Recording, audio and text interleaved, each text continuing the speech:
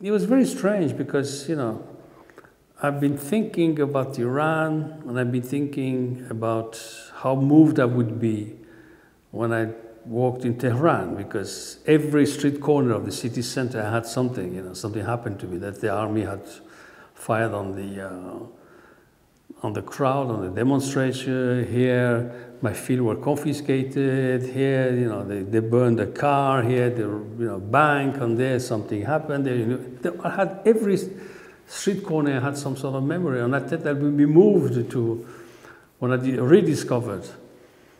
But when I was in Tehran, you know, there was no. I was interested, but it was no big, great emotional upheaval. And then I thought about it. I said, why is it so? You know, and I thought maybe, well, first of all, age is important, because they said that, you know, when you grow up, you have less, your emotions are less intense, which could be one explanation.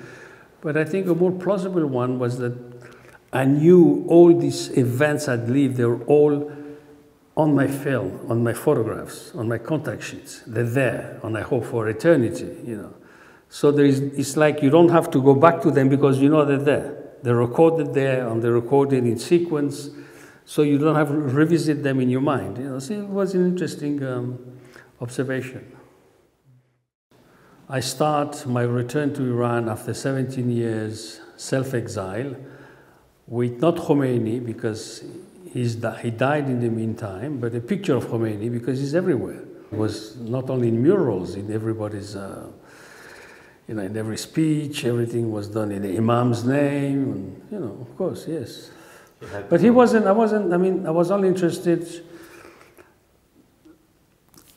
partly to this Islamic State. I mean, that was one aspect I was interested in, because when you go back after 17 years, you know, it's a long time.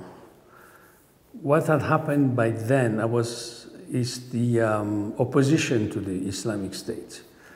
On the opposition in the Islamic State, you could really see it visually among young people, among women, and among artists, because they're always ahead of society. And I really concentrated on these three elements of society. Of course, I also photographed, you know, the Islamic State, very powerful, but I was more interested, I would say, in the opposition.